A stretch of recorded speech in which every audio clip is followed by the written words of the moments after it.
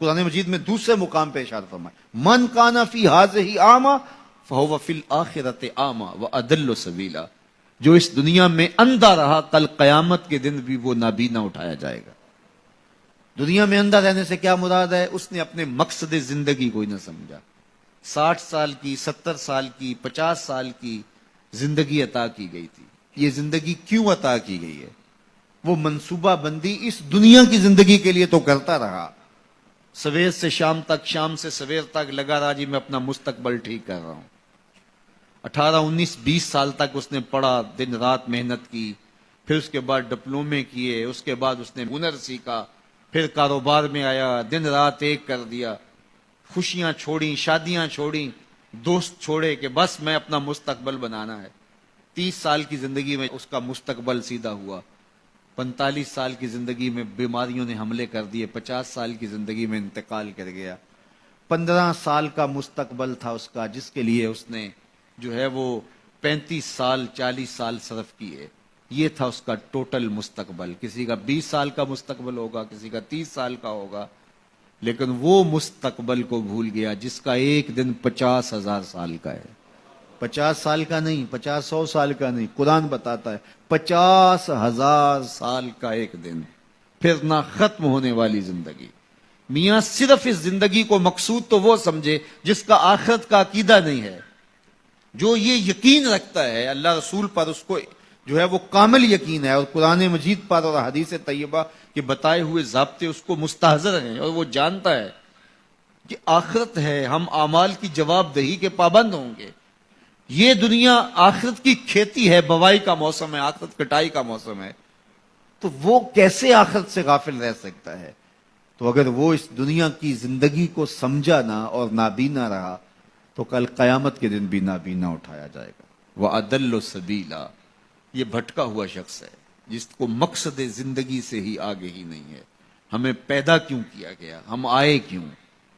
تو میاں ہم اس دنیا پر آئے ہیں تو ہمارے آنے کا کوئی مقصد تھا، مدعا تھا۔ اس مدعا کو حاصل کرنے کے لیے ہمیں دن رات کوشاں رہنا چاہیے۔ استغفار کریں، تقوی کے خوگر ہو جائیں، شکر کرنے کی عادت ڈالیں۔ جو شکر کرتے ہیں اللہ تعالیٰ ان کو اور زیادہ عطا فرماتا ہے۔ اس طرح دوسروں کی پریشانیاں دور کریں، اللہ آپ کی پریشانیاں دور کرے گا۔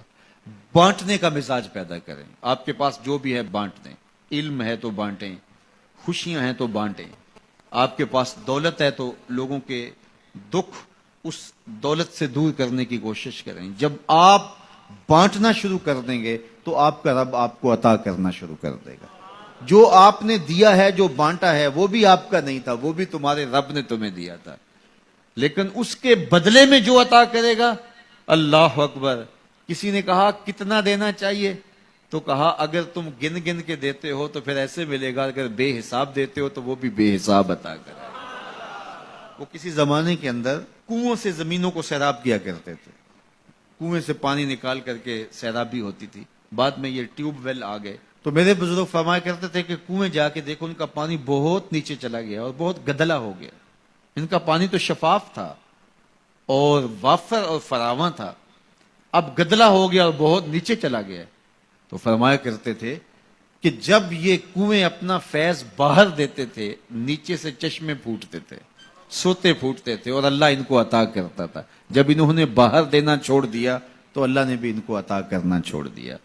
اس لیے تم اگر دیتے رہو گے تو سوتے پھوٹتے رہیں گے، کبھی ختم نہیں ہوگا۔ اس لیے اللہ کی راہ میں بانٹنے کا مزاج پیدا کرو جو آپ کے پاس ہے۔ اللہ اکبر۔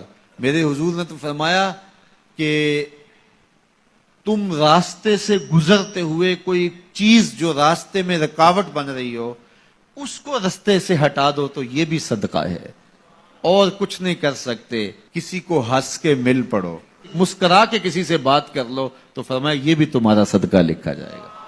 یہ نیکی بھی چھوٹی نہ سمجھنا، یہ بھی بہت بڑی نیکی ہے۔ تو جو آپ کے پاس ہے وہ بانٹو تو انشاءاللہ آپ کو اللہ اور عطا کرے گا، اور زندگی کے اندر ایک طمانیت کا نور اور ایک اجالا پیدا ہوگا۔ اللہ جل شانہ ہم سب کو خوشگوار، مطمئن، پاکیزہ اور خوبصورت زندگی کا نور عطا فرمائے۔